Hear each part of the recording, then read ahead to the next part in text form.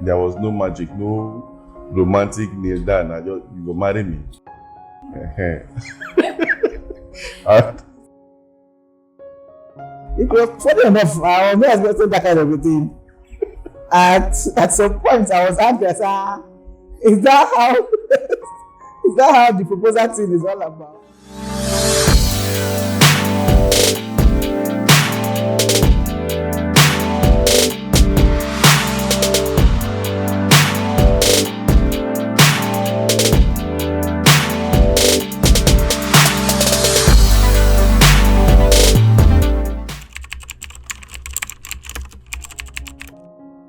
how did we meet?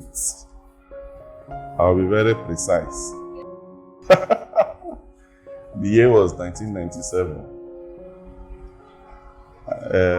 It was the 25th anniversary of the ministry. It was the 25th anniversary of the ministry, where they called. The ministry was trying to celebrate the 25th, the Silver Jubilee. So some choristers were called.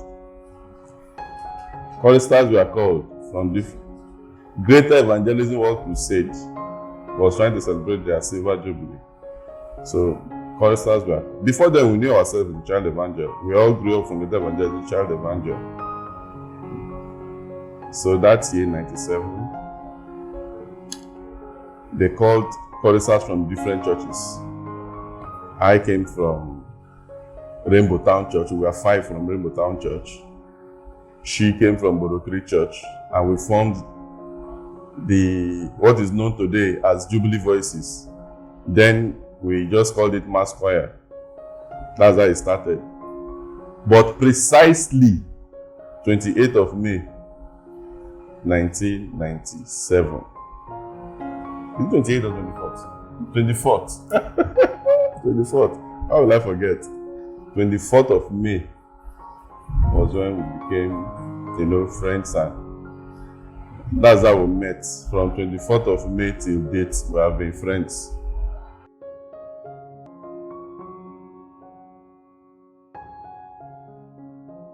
Yeah. When did we meet? I said the date. We met in church. During one of our rehearsals, trying to celebrate Greater Evangelism 25th anniversary. It's correct, that was when we met. We met as friends. How did I propose? That was after some years, I'm sure. Let me think now. Let me think of the year. I know it was on her birthday. January 31st. The year was 2001. 2001. Yeah. January 31st on her birthday. That's the date I proposed. There was no magic, no romantic kneel down. You go marry me.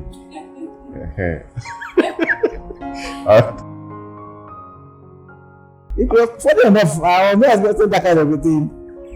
At some point, I was asking, is that how the proposal thing is all about? Because I've been hearing of you go to a special place, will buy you flowers, buy you this, that. I was like, I acted like a typical Ijoma. That's what I saw was that, will you marry me? I was like, okay, no problems.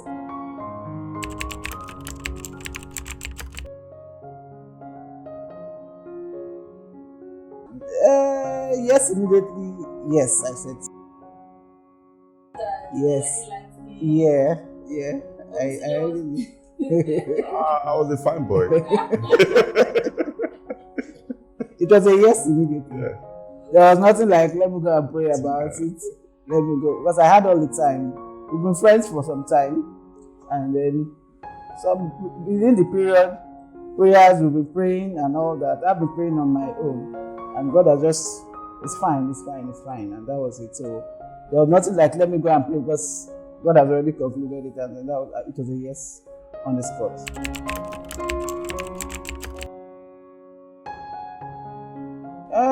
To me, we got the perfect wedding. We actually not really. We as at then, we didn't have. There was no money as such, so we were not planning any elaborate thing. We just wanted to get married and wanted to make it. Invite friends to come around, invite the church and all. Everybody just see us get married, and then we were not like we wanted this, wanted that. No, but with the little resources we had, then we were able to get at least what we could afford, and it was okay. If I had wanted to change anything, is that I would not even do it in the church again. I'll do it inside one small place. You know, the point, I was just earning 13,000 when I got married. So imagine what that means, 13,000. And I was earning 7,000. No, we never wanted an elaborate wedding. Like I say, I was earning 13,000 when I got married. She was earning 7,000. How much is that? That's about 20,000. 20,000. We wanted to plan our wedding. I proposed 2001. I was not working. I was doing off and on work until 2005. I got a job 2005, a more permanent job 2005. March 5th to be precise. And I proposed that year that I got it. We planned our wedding, started planning our wedding that year that I started working. We got married June 10th, the next year, 2006. And even during the wedding, like I said, I was not looking for any elaborate thing. I was driving a Toyota Tercel that the glasses don't wind up. That was the car I wanted to use. We just looked for a car for her to drive, to use. But my boss refused. He sent me his car that I used. Immediately after the wedding, I drove him and we came in my car. And she was soaked that day. Heavy rain fell that day and she was soaked. But the important thing was we were not owing anybody after our wedding. That's the most important thing. That's the most important thing. We paid off our debts and everything that came that day was our own. So, if there was anything the question was if there was anything that would change, I would even do a lesser wedding. I'll do a lesser wedding to get, because wedding is different. Marriage is after wedding. That's when the marriage starts. So you don't spend. Somebody volunteered to pay for a hall for me. Then we had only one better hall. Like I need the regular hall. I think so. I said no problem. You can pay. The fee is 50,000. Give me, I will go and pay. He gave me. I added it to my wedding. I did my reception inside Borokiri Church. You know, so that's it.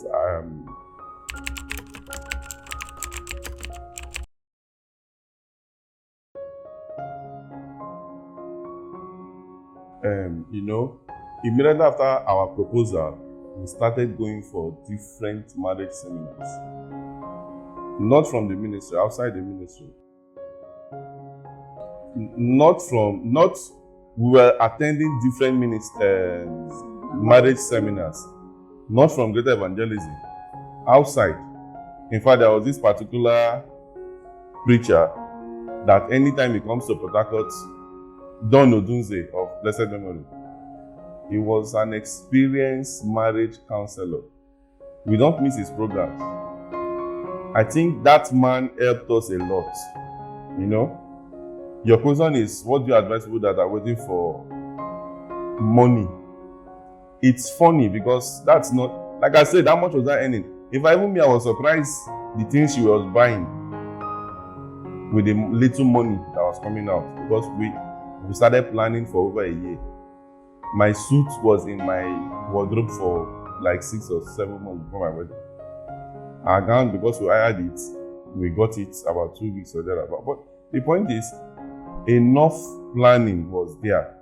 We were not waiting to earn the biggest amount of money. In fact, in my place of work, before I came, we had so many young men working where I was working. They've been there for years before I came.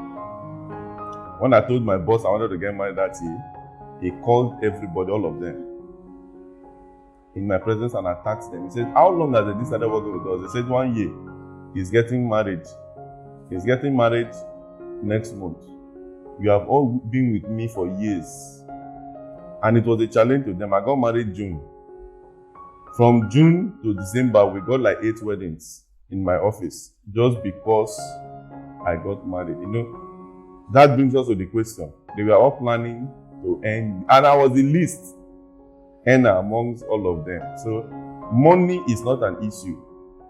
In one of these seminars we were attending, Don Oduze made a statement. He said, if you decide to marry, it is your right to get favor from men. And that's what happened. That's what happened. The day we were fixing our date, I remember vividly the day we fixed our dates. We were in a house at the balcony, the back, just two of us, like we were joking. I said, fixed date, big date. We were looking at ourselves. We checked the calendar, we just picked June 10th. It was like a joke. It was like we were not serious, but at the end, that date came to pass. You don't need to wait to earn the millions. Plan with time. You get your. Yeah. Hearing from him now reminds me of so many things. You don't really need to wait for. Sometimes I just think and I ponder how we were able to achieve what we had then. But when I remember, God will just console me that my hand is in it.